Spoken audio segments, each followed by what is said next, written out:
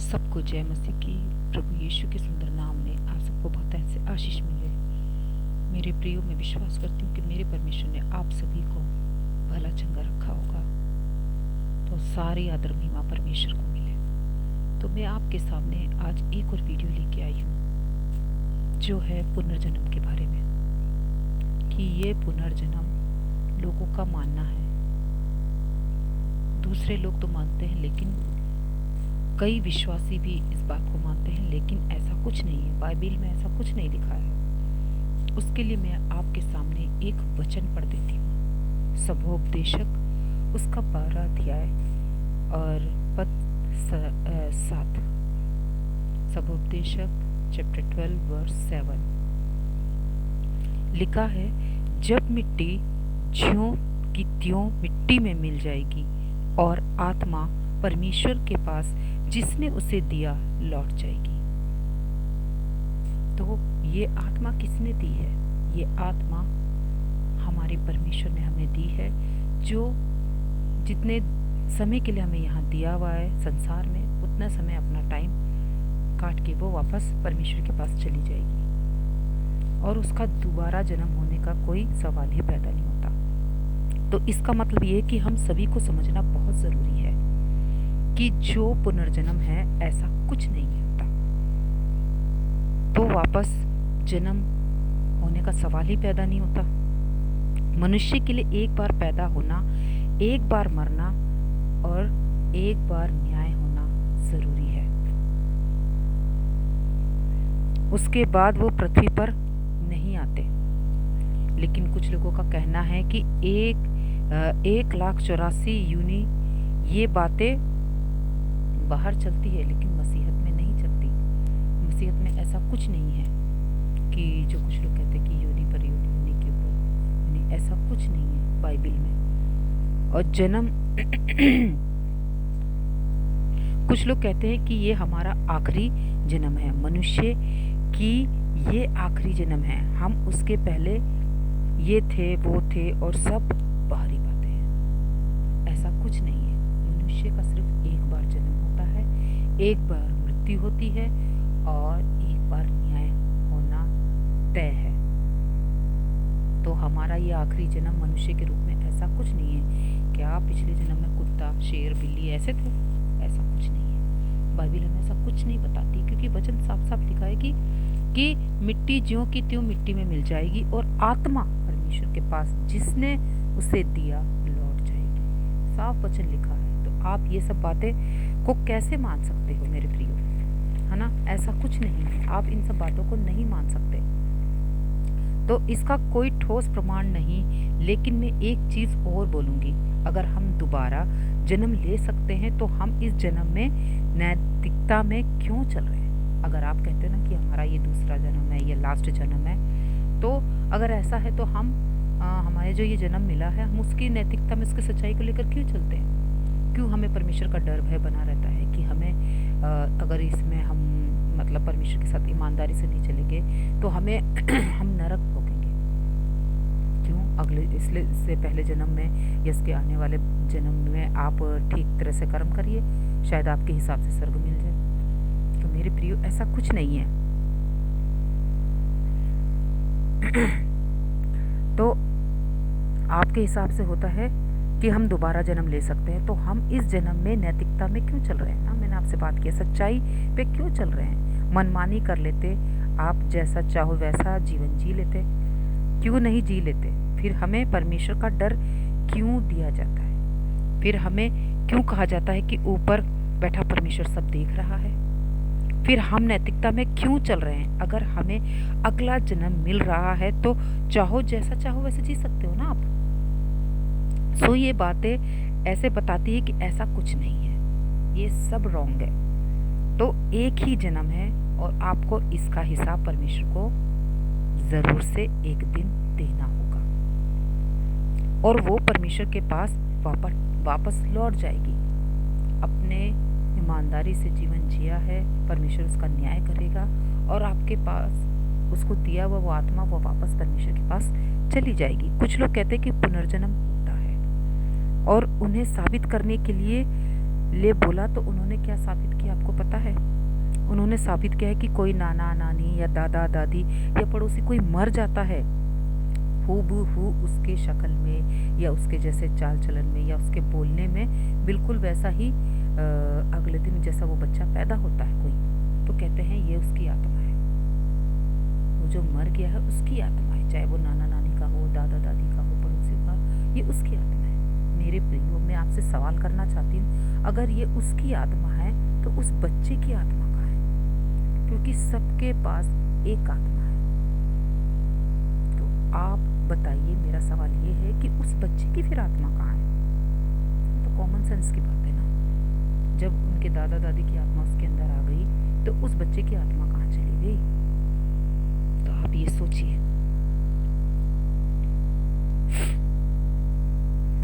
तो मेरे प्रियो, ऐसा कुछ नहीं है, हर एक व्यक्ति के पास अपनी एक आत्मा है। और दूसरी बात मैं ये कहना चाहती हूँ कि आत्मा मरने के बाद कहाँ जाती है ना? हम निकालते हैं इब्रानियों उसका 9 अध्याय उसका 27 पद, इब्रानियों चैप्टर 9 वर्स 27। और जैसे मनुष्यों के लिए एक बार मरना और उसके बाद न्याय का होना नियुक्त है। फिर मैं आपके लिए पढ़ देती हूँ वचन, इब्रानियों चैप्टर 9 वर्स 27 में लिखा है, जैसे मनुष्यों के लिए, ये नहीं कहा ईसाई भाई बहनों के लिए, ये नहीं कहा सिर्फ मनुष्य के लिए। मनुष्य मतलब बहुवचन, और बहुवचन में सब आते हैं, चाहे वो हिंदू हो, मुस्लिम हो, सिख हो, ईसाई हो, बुद्धिस्ट हो, जैन हो, चाहे कोई भी धर्म के लोग हो, मनुष्य में सब आते हैं कि एक बार मरना और उसके बाद न्याय का होना निश्चित है, वो नियुक्त किया गया है और ऐसा होना ही है। हम में से कोई भी उसे बदल नहीं सकता, क्योंकि ये परमेश्वर का डिसीजन है। तो मरने के बाद आत्मा नहीं भटकती। कुछ लोग कहते हैं ना आत्मा भटकती है, तो आत्मा नहीं भटकती, ना ही वो भूत बनती है। मैं आपको बता दूं कि जैसे जो व्यक्ति मर जाता है और हमें लगता है कि वो व्यक्ति हमें दिख रहा है, बिल्कुल वैसे बात कर रहा है, दिख रहा है, लेकिन वो नहीं होता। मरने के बाद सीधे आत्मा परमेश्वर के पास चली जाती है, क्योंकि उसका न्याय होना बाकी होता है। और आप कहोगे तो फिर वो दिख रही हमें वो कौन है? मेरे प्रियो, मैं आपको बता दूं, बाइबल के हिसाब से लूसीफर के साथ 200 स्वर्गदूत गिराए गए थे, जो आज शैतान लूसीफर के सदस्य जो स्वर्गदूत, उनको हम दुष्ट आत्माएं कहते हैं, जो पृथ्वी पर हमारे आसपास घूमती रहती है। वो उसके रूप में आपसे बात करती है, उसके जैसे बात करती है, ताकि आपको भरमा सके, आपको बहला फुसला सके, आपको डरा सके।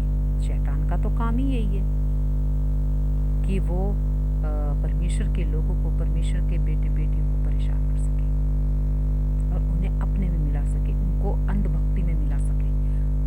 यही शैतान का मकसद है। तो ऐसा कुछ नहीं होता है, मरने के बाद वो आत्मा भटकती नहीं है। वो लूसीफर के साथ जो स्वर्गदूत गिराए गए थे, वो दुष्ट आत्माएं हैं और वही आपको परेशान करती है।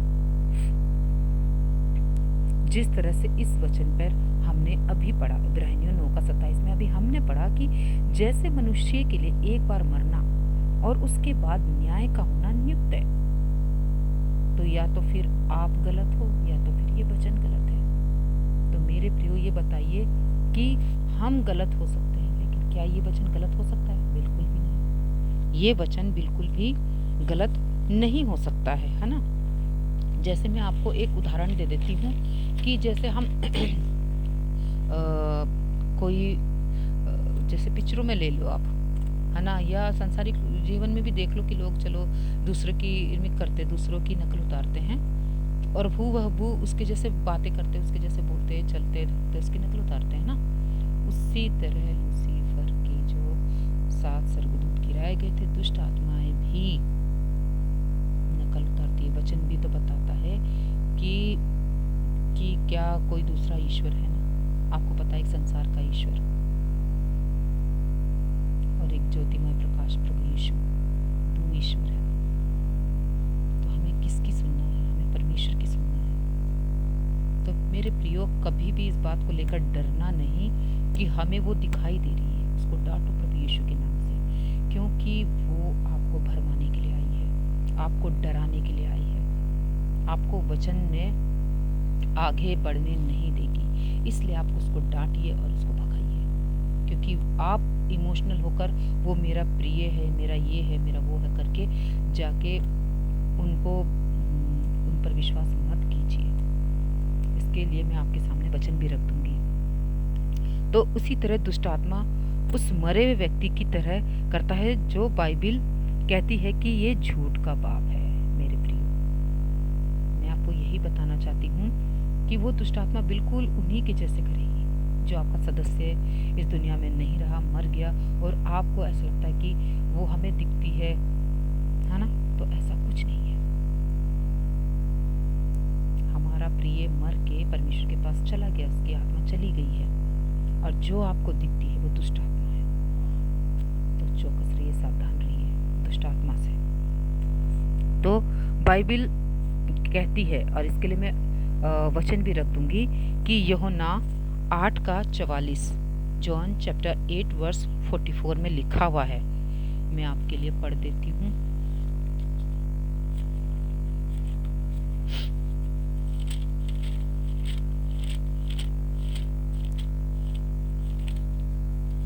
जॉन चैप्टर 8 वर्स 44, 8 वर्स 44 में लिखा है, इसमें लिखा है, तुम अपने पिता शैतान से हो, तुम अपने पिता शैतान से हो और अपने पिता की लालसाओं को पूरा करना चाहते हो।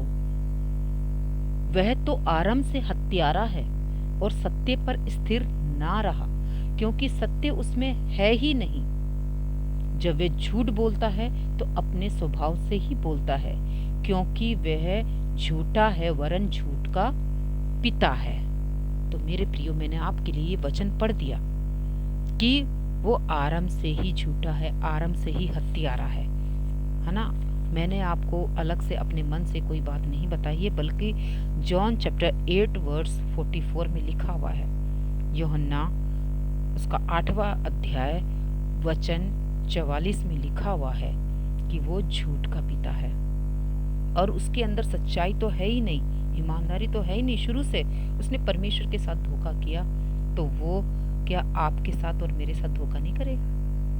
तो हमें इसलिए चौकस रहना है, सावधान रहना है, उस भरमाने वाली दुष्ट आत्मा से बचे रहना है और पवित्र आत्मा की सुननी है। तो मैं आगे आपके पास में प्रकाशित वाक्य 12:9, इस वचन के हिसाब से आपके लिए मैं पढ़ूंगी नहीं, क्योंकि वीडियो लंबी हो जाएगी तो फिर ये अपलोड नहीं हो पाती है। तो आप प्रकाशित वाक्य उसका 12 अध्याय उसका 9 पद आप पढ़ लीजिएगा।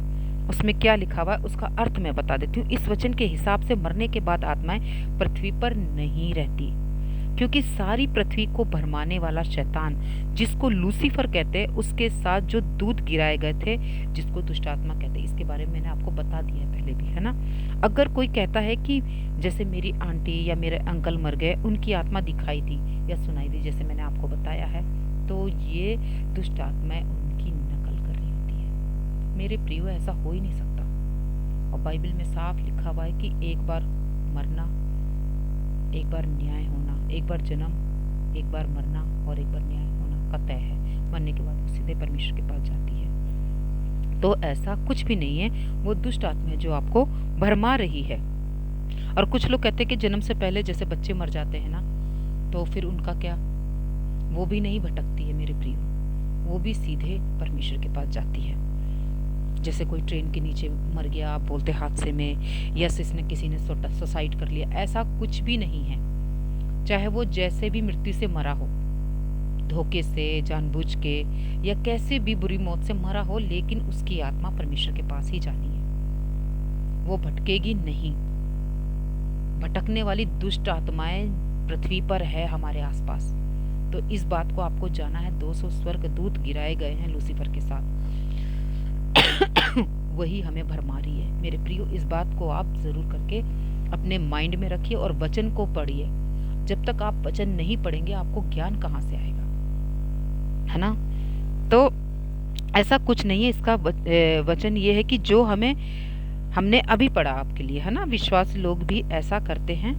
ये मैं आपको बताना चाहती हूँ कि विश्वासी लोग वचन पढ़ते नहीं, इसीलिए उन्हें ये सब पता नहीं रहता। तो आपको वचन पढ़ना है ताकि आपको समझ लगे कि कौन सा वचन कहाँ पे परफेक्ट बैठता है, कौन सा वचन क्या बातें कर रहा है हमसे। तो कुछ लोग कहते हैं कि क्या बोले कि अधिकतर लोग या तक कि विश्वासी लोग भी, है ना। एक मैं आपसे बात करना चाहती हूँ कि कुछ लोग तो चलो करते ही करते हैं, लेकिन उसमें विश्वासी भी लोग हैं जो 13वीं मनाते हैं, 10वां मनाते हैं, 40वां मनाते हैं, कब्रों पे जाते हैं। तो मैं उनके लिए कहना चाहती हूँ कि आप ऐसा क्यों करते हो। ऐसा कुछ इसमें लिखा है बाइबल में क्या है कि उनके नाम से आप छत पर खाना रख देते हो, उनके नाम से आप सड़क के किनारे खाना रख देते हो, तो चिड़िया आके खा लेती है, कुत्ता आके खा लेती। तो क्या आपके रिश्तेदार चिड़िया या कुत्ता है?